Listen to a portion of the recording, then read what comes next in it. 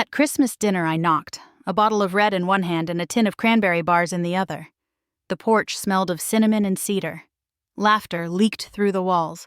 Then the door swung open. Vivian, my sister, stood there, curls perfect, eyes sharp. She looked me up and down, leaned on the frame. "We don't want you here. Go ruin someone else's holiday." Behind her, a set table, candles, ham, Mom pouring wine while my brother Theo laughed at something Dad said. No one glanced at the threshold. I stood long enough for my heart to crack without shattering, nodded, stepped onto the icy stairs and said, "Got it."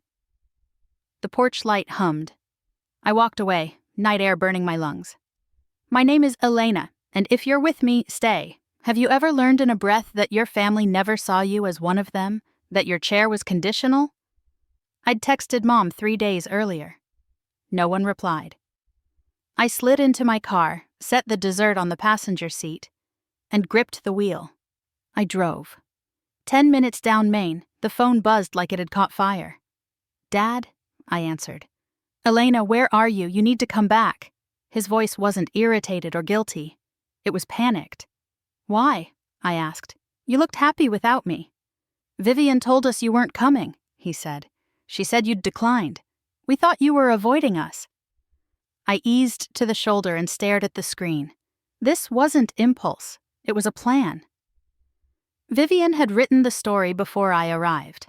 I turned the car around, not as the forgotten daughter, but as the truth, and with receipts. Dad met me before I could knock, arms open. "I'm sorry," he said into my hair. Over his shoulder, Vivian waited at the hallway's end, flute like a prop. Her smile cracked when she saw my phone. "I never declined," I said, slipping off my coat. "You told them I did." Vivian's voice went light. "I didn't want anyone disappointed if you bailed." "I haven't missed," I said. "You've erased." I opened the folder on my screen, Holiday Ledger, and tapped play. From the speaker, her voice at the door, "We don't want you here. Go ruin someone else's holiday." Then the mutter, "That should do it." Silverware froze. Theo stood. Mom's gaze bounced between us. Dad faced Vivian, voice low. "Did you read her text?" Vivian blinked. "I forgot." "Like you forgot to pass along the gift I sent?" I said. "You posted it with your name on the tag." Silence thickened. Dad straightened. "Out!" Vivian laughed, brittle. "You're kidding. You heard me." She searched faces for rescue. None came. Color drained. She set the flute down and stepped into the cold without a coat, without a word. The door closed. The room breathed. Mom gripped a chair. "Why didn't we see it?" "I think you did," I said. "Now you can't unsee it." I set the cranberry bars on the table. "Eat. I'll pour." We ate, quiet.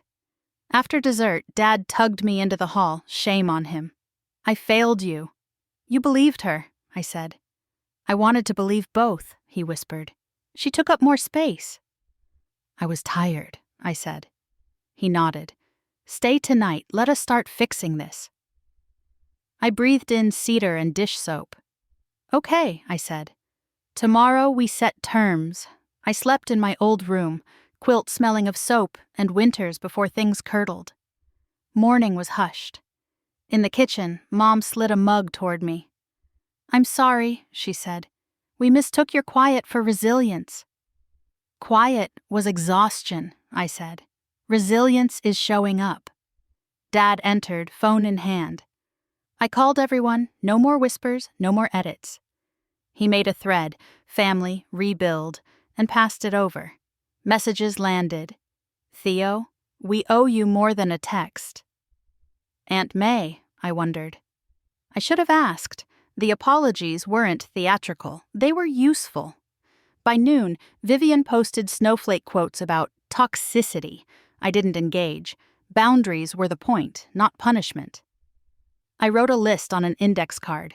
No intermediaries, shared invites, read receipts. We initialed it and taped it to the fridge. That evening we boxed leftovers for the shelter. On the drive back, Theo said, "She always made the room smaller." "I finally outgrew it," I answered. New Year's Eve we ate at my place. 12 chairs, none reserved for drama. Dad raised a glass. To Elena, who taught us peace isn't silence. We clinked. I trembled with release. January went quiet. One email from Vivian, no apology, only spin. I replied once, I don't need to win, I need to be whole. Then I blocked her, not in anger, in completion. Spring softened the city. I strung lights on the patio, watered basil, practiced unremarkable days. After Sunday supper, Dad hugged me. You weren't hard to love. We were careless. I'm not, I said. On the first warm morning of June, I sat with coffee and sun.